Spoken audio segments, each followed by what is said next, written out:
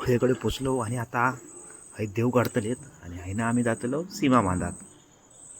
तर बघू शकता इथे देव काढतलेत मस्त आणि इथून देव जातो सीमा बांधात. चाललो सीमा बांधात वरती. पहिल्या सीमेवरती पोचलो आता आम्ही आणि ही आंबडोशी सीमा. हाय आंबडोशी देवाक पाना आणि नारळ ठेवले आणि आता हाय गाराणा करतलेत.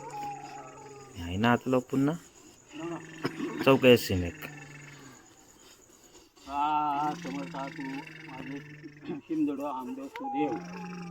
आज माझं सीमा बांधणीचा दिवस देव स्वारीत निघाल्यानंतर तुका भरलेला फळ आणि पान ठेवच्या मर्यादेप्रमाणे या ठिकाणी ठेवलेला असा त्या मान्य करून घे. काही जरी अडीअडचणी असल्या तरी त्या दूर करून देवस्थानात सामील राहान.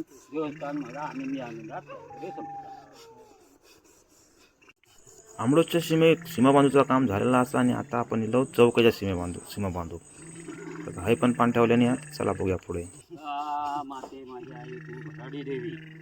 आज सीमा बांधणीचा दिवस देव स्वारीत निघाल्यानंतर तुका पान ठेवच्या मर्यादेप्रमाणे पान ठेवलेला असा त्या पानावर राजी होऊन काही जरी अडीअडचणी असल्या तरी दूर कर. देवस्थान तुझा असा देवस्थानात सामील राहान.